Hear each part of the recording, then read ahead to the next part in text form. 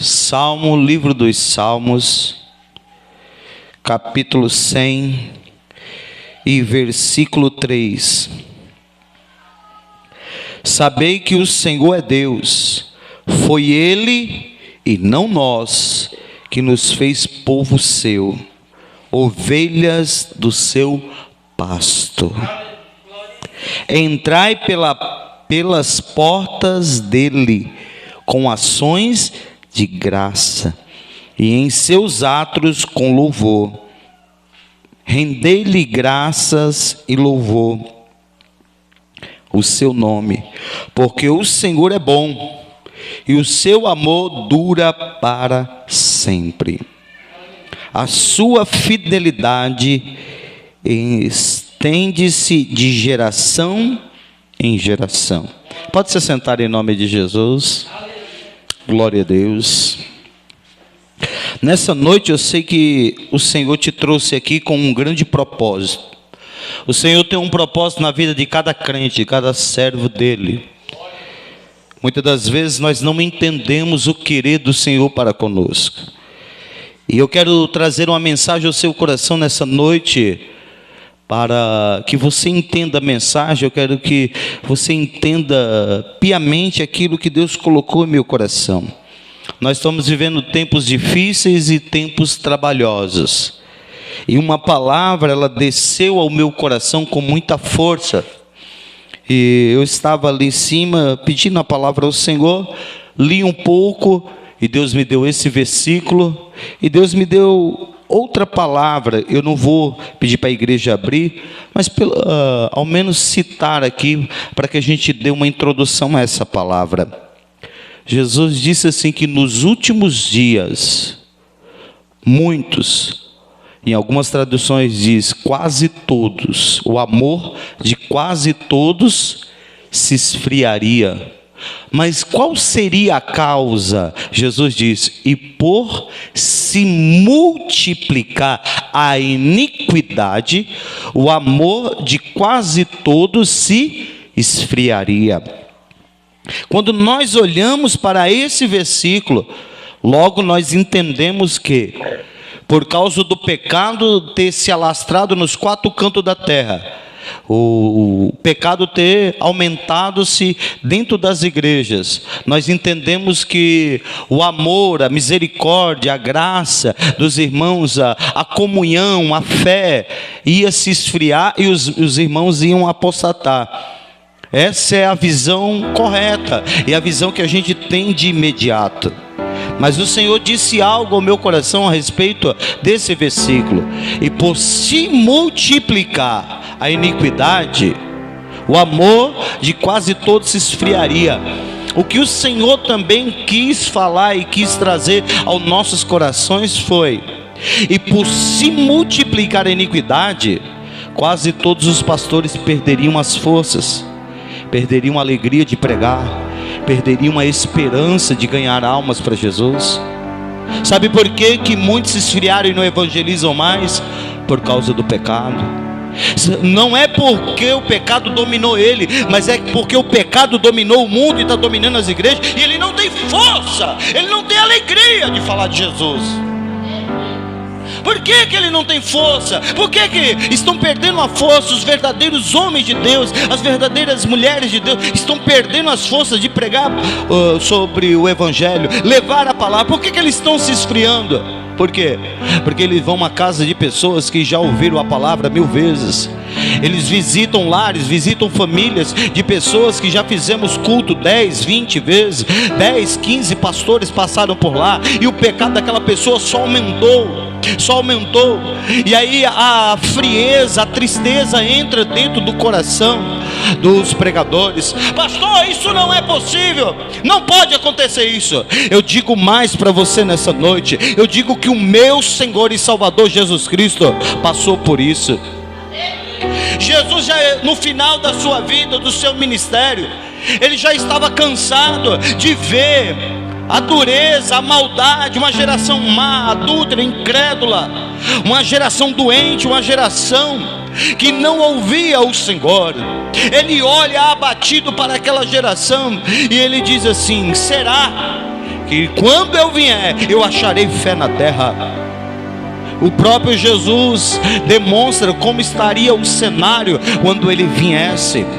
O cenário estaria, o mesmo sentimento de Cristo é dos pregadores hoje. Será que tem alguém com fé verdadeira no verdadeiro Evangelho? Será que essa geração ainda acredita no verdadeiro Jesus? Será que essa geração verdadeiramente acredita na sua salvação? Por que que as pessoas não querem Jesus? Por que que as pessoas, a gente fala de Jesus e não é interessante? Por que que a gente fala do céu e não é interessante? Por que que a gente fala de santidade e não é atraente? Por quê? Porque a iniquidade se alastrou. O adultério entrou dentro da igreja, a prostituição entrou dentro da igreja, a sensualidade tomou conta dos crentes, tomou conta das irmãs, tomou conta. Não há mais um controle. E é por isso que os pregadores que são piedosos, que são genuínos, eles não têm mais alegria de pregar para essa geração. Os verdadeiros homens de Deus não querem subir em qualquer altar, porque eles sabem que aquele povo lá não vai ouvir ele. E Jesus não mandou fazer isso. Ele não mandou pregar 100 vezes para um povo rebelde. Ele não mandou. Ele disse que nós deveríamos pregar para as almas perdidas de Israel. Ele diz para a gente pregar o Evangelho, pregar a palavra do Senhor com excelência. Mas muitas das vezes dá tristeza em pregar para uma geração que não ouve. Dá tristeza, a gente não se empenha mais na palavra e busca a palavra, busca unção. Para quê? Para que os pregadores buscam unção e poder hoje? Para ter revelação e trazer revelação de carro, de casa, de bens materiais. Porque se um homem de Deus fizer como Jonathan Edwards, passar 3 dias orando e jejuando e pregar um sermão, pecadores na mão de um Deus irado, ele nunca mais vai ser aceito. Porque essa geração não quer ouvir sobre o seu pecado, essa geração não quer ouvir sobre o céu, essa geração não quer ouvir sobre salvação. Essa geração quer vir à igreja e ouvir um pregador, um pastor que vai falar para ele que a dor dele vai passar, que a luta dele vai passar, que tudo vai ficar bem e nada de mal vai acontecer com ele. É porque essa geração está fazendo o que o salmista, no Salmo 100, versículo 3, ele vai dizer ao nosso coração. Ele diz: foi eu que criei vocês, foi eu que fiz vocês, vocês não fizeram a mim não. O que Deus estava dizendo é: e tem muita gente querendo criar Deus. As pessoas hoje estão criando um Deus, estão formulando um Deus, estão desenhando um Deus para eles. Um Deus que vai tolerar o pecado deles até o último dia. E antes dele morrer, esse Deus vai regenerar e vai mudar tudo num estalo de dedo e vai salvar ele. Essa geração criou esse Deus. Essa geração criou um Deus que dá tudo e não pede nada em troca. Essa geração criou um Deus que é favorável ao pecado, complacente com o pecado, tolerável a tudo que é abominável. Essa geração criou um Deus que coloca pastores para bajular, coloca pastores para aconselhar casais que são irrepreensíveis, são casais que não tem jeito, não dá para mudar, não mudam, não querem mudar, não querem mudança, porque a palavra do Senhor não entra dentro deles. E essa geração vai criando o seu próprio Deus. Eles criam a sua própria palavra, a sua própria teologia, e eles começam a acreditar em coisas que, quando você olha para a Bíblia, é impossível acreditar que Deus é assim. Deus não é dessa maneira, Ele não muda. Mas o Deus a qual eu sirvo não é o meu Deus, é o Deus da Bíblia. Não é o meu Deus que eu fiz, eu criei e eu estou expondo para vocês um Deus que eu acredito. Não, eu não exponho um Deus que eu acredito, eu exponho um Deus que eu leio. Eu exponho um Deus que eu vejo aqui, ó, nessas palavras. Porque muitas das vezes nós criamos na nossa mente um Deus que é tão bom, que é tão misericordioso, e nós esquecemos de colocar nos atributos de Deus a sua justiça, a sua soberania e a sua santidade. Nós perdemos esse senso comum, e as pessoas estão criando vários deuses para si mesmas. É como o apóstolo Paulo vai dizer em 2 Timóteo, lá no capítulo 4, ele vai dizer claramente que nos últimos dias levantarão espíritos enganadores, e as pessoas, elas vão rejeitar a verdade, vão dar ouvido a fábulas e se acercarão de mestres segundo as suas concupiscências. Mestres que vão alimentar o Deus que eles têm na cabeça, alimentar o Deus que eles têm formado aqui na mente. Mas eu formei também um Deus na minha mente, mas eu não formei da minha mente contaminada e impura, porque toda mente humana é impura e contaminada. A única fonte que pode formar o Deus verdadeiro é uma fonte incontaminável, que é a Bíblia Sagrada.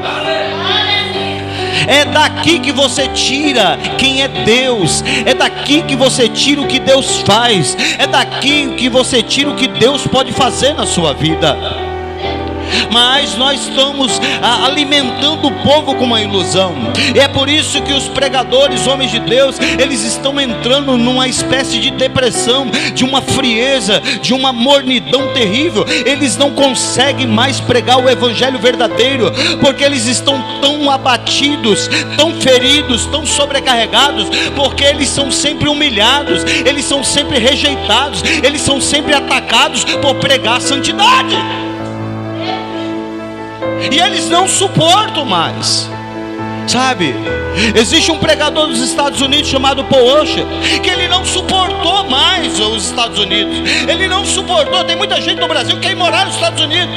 A fábrica de aborto é nos Estados Unidos.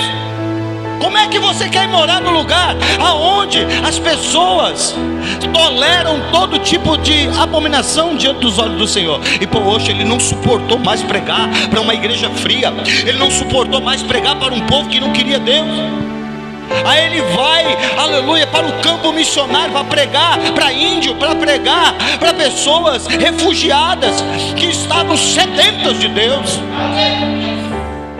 O que enche a alma de um pregador é ele chegar no lugar aonde alguém diz: eu só quero Deus.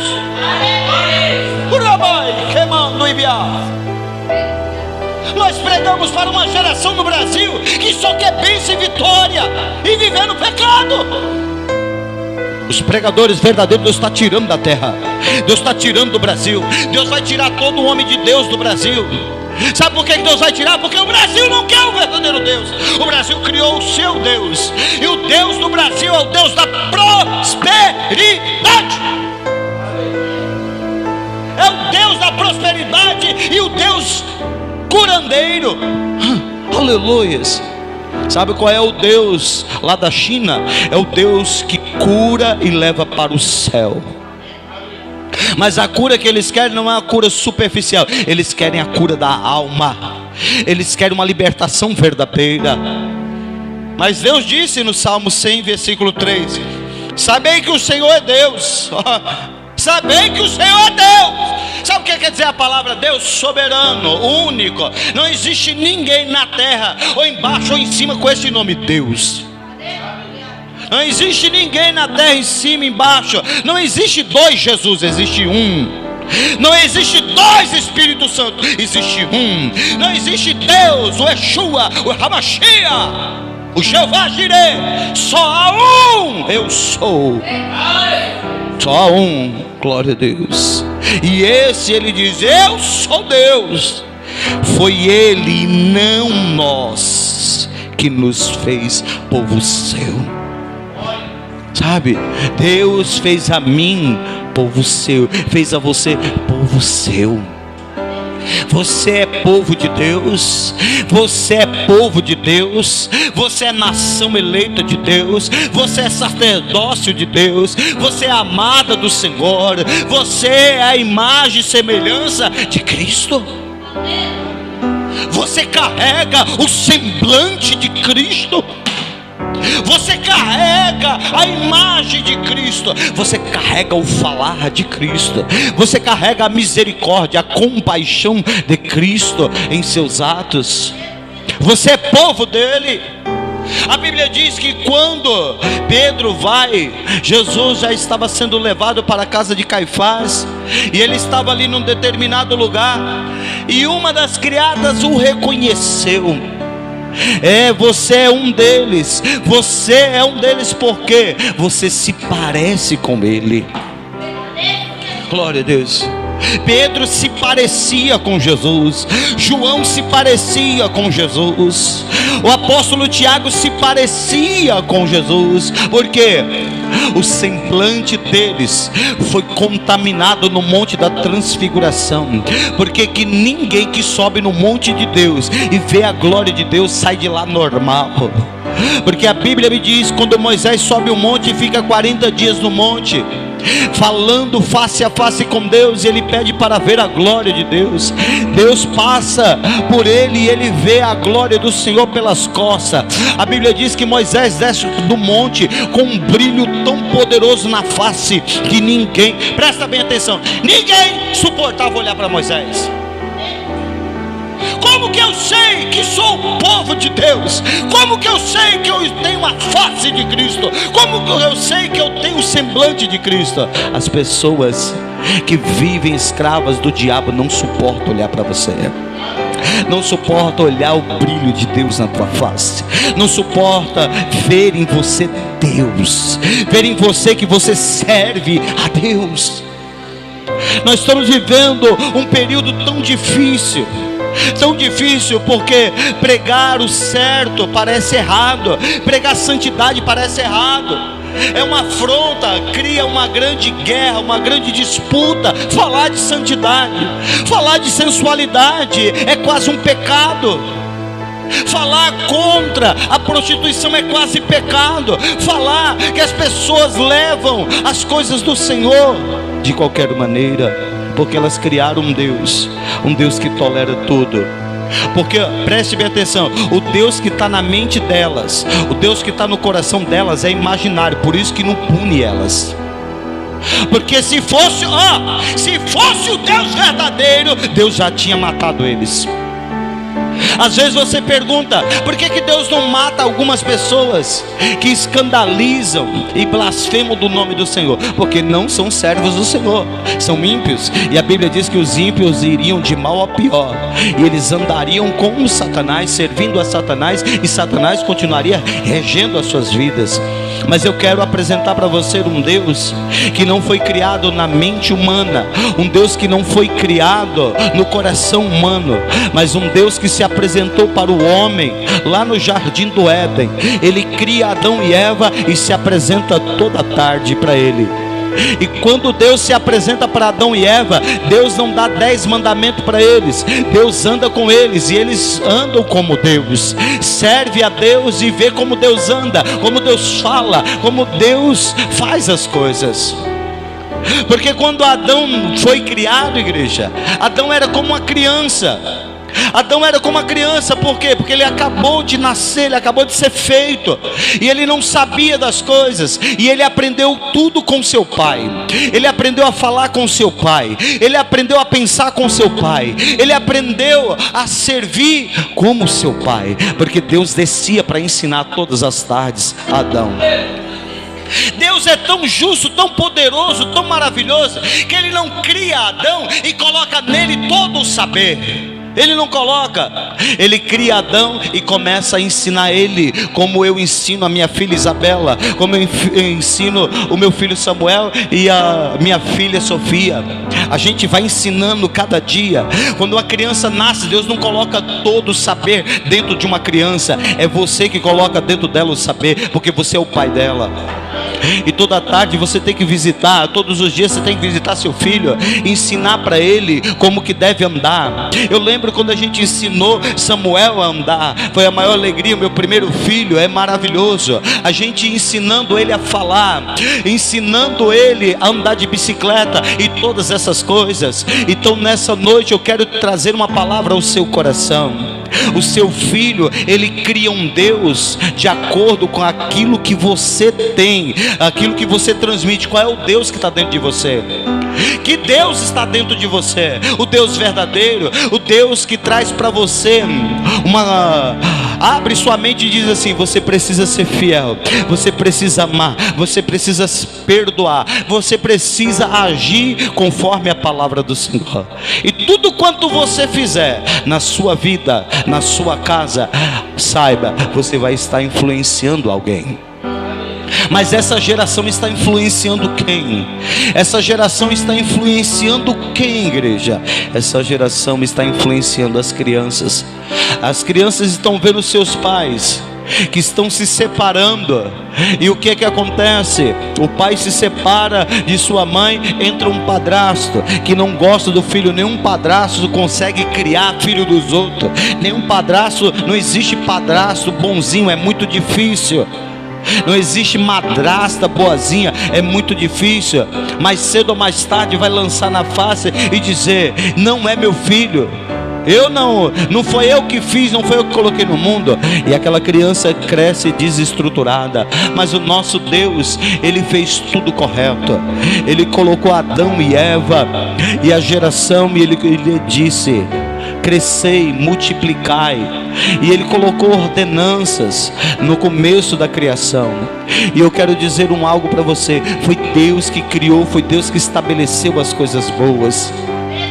Pastor, e da onde vêm as coisas ruins? As coisas ruins vêm do pecado. As coisas ruins vêm do pecado com a qual Adão e Eva pecou no jardim do Éden. Mas eu e você também peca todos os dias. Isso prova o que, igreja? Que quando nós tivemos a consciência, nós tivemos a escolha de escolher o lado bom ou o lado ruim. Mas qual é o lado que nós temos facilidade de escolher? Nós temos facilidade de escolher sempre aquilo que é ruim. Nós sempre temos facilidade de falar mal do outro, e temos uma dificuldade muito grande de dizer que o outro é uma bênção. Eu não vejo ninguém fofocando do pastor Felipe. Aleluia, pastor Felipe, aleluia, prega a palavra, é um homem de Deus. Eu não vejo ninguém divulgando as mensagens, aleluia, do pastor Felipe. Glória a Deus. Mas se eu fizer algo de errado, vão divulgar, vão colocar na mídia local, vão fazer de tudo para propagar nos 4 cantos de Vazia Nova. Nós temos essa tendência. E como nós temos essa tendência tão má, tão horrível, veio o nosso Senhor e Salvador Jesus Cristo para mudar a nossa história. Ele desce na terra agora para ensinar uma geração toda, uma geração que morreu. Toda a humanidade morreu em seus pecados, e Ele ressuscitou novamente essa humanidade. Está cheio de bebezinhos, de criancinhas nos 4 cantos da terra, desde 2000 anos atrás até agora. E Jesus vem ensinando cada uma dessas criancinhas como que deve andar, como que deve falar, como que deve servir, todas as coisas. Você, quando aceitou Jesus, você é uma criancinha, e Jesus começa a ensinar você como deve andar, falar. Mas como nessa geração que a pessoa aceita Jesus e não tem ninguém como modelo de Cristo? Não está tendo modelo de Cristo nas igrejas. Não está tendo modelo de pastores conservadores no Brasil. Está escasso. Só está tendo o remanescente, uma minoria. Quando você olha para os pastores de hoje, são pastores vaidosos, cheios de vaidade, né? Pastores que amam a vaidade, pastores que são soberbos, exaltados, pastores que são imperialistas, eles pensam em ter jato, igrejas, megas igrejas, pastores que pensam em missões, mas missões enormes para que o seu nome, a sua igreja seja propagada. As maiores missões foram feitas por Paulo dentro de um navio com mais de 200 pessoas pregando o evangelho na ilha de Malta, aleluia, pregando para bárbaros. Essa era grandes missões. Quem quer fazer missão? Quando você olha para missões, as pessoas dizem: eu quero fazer missão, mas quer fazer missão através de igreja, aonde vai dar comida, roupa lavada. Eu acho interessante de alguns missionários que vão para a África, para outros lugares, eles ficam em casa, em hotéis, em lugares bons, sabe? Mas os nossos missionários, eles dormiam no chão. Os nossos missionários não tinham onde reclinar a cabeça. O que eu quero dizer para você nessa noite é: comece a criar o verdadeiro Deus dentro de você através da palavra do Senhor. A A palavra do Senhor diz que Deus iria morar dentro de nós. Quando você tem Deus, você defende o Evangelho, você defende Jesus Cristo, você defende todas as suas doutrinas. Mas parece que as pessoas estão envergonhadas. As pessoas têm dificuldade de pregar a verdade e defender a verdade. Sabe por que as pessoas hoje não têm coragem de defender a verdade? Porque a maioria das pessoas não estão vivendo a verdade, não estão vivendo o verdadeiro Evangelho. Porque Deus criou uma nova geração, e Jesus vai dizer: olha, sede meus imitadores, sou vosso pai agora. E como pai, sou humilde, seja humilde. Todo filho de Jesus Cristo é humilde, porque o meu Jesus não era soberbo. Se há algum crente soberbo, não é filho do mesmo Jesus que está na Bíblia. Jesus era muito simples, Jesus era manso, Jesus tinha um ensino puro, genuíno, vindo do Espírito Santo. Se você só pensa ou se alimenta de ensinamentos de homens ou doutrinas de homens, não é um filho verdadeiro de Cristo. Porque o verdadeiro filho de Cristo é como o apóstolo João disse: aquele que tem o Espírito Santo não precisa que ninguém o ensine nada, porque Jesus anda na frente dele dizendo como que é para fazer. Sabe, Jesus fala dentro de nós. Sabe quando você é áspero com alguma pessoa? Quem é um verdadeiro filho de Jesus, Jesus chega para ele e diz assim: eu falaria assim, eu agiria dessa maneira. Sabe quando você mente, quando você usa de falsidade com teu irmão, Jesus vem automaticamente na tua mente e diz assim: você já me viu sendo falso? Eu vi uma cena de um pai diante de um filho morto pelo tráfico, e ele gritava, né? Ali o filho morto. Eu ensinei ele, por que ele fez isso comigo? Aí é uma parte de mim, aquele desespero. E é verdade, o pai, ele não era um assaltante, o pai era um trabalhador, mas o filho não quis ser igual ao seu pai. O filho quis ser igual àquele da rua, aquele lá de fora. Eu quero dizer algo para terminar essa palavra ao seu coração: não queira ser igual ao mundo. O mundo é igual a Satanás. O mundo é igual ao seu pai, que é Satanás. Mas os verdadeiros filhos de Deus são igual a Cristo, cheios de amor, cheios de misericórdia, cheios de compaixão. Eles louvam para adorar ao Senhor, para engrandecer o nome daquele que vive. E dentro deles não tem um Deus criado, um Deus formado pela sua mente soberba, mas dentro deles tem um Deus que foi gerado através da poderosa palavra do Senhor. Jesus deixou ensinamentos lindos e poderosos ao nosso coração, mas muitas das vezes parece que a gente esquece do que Jesus nos ensinou.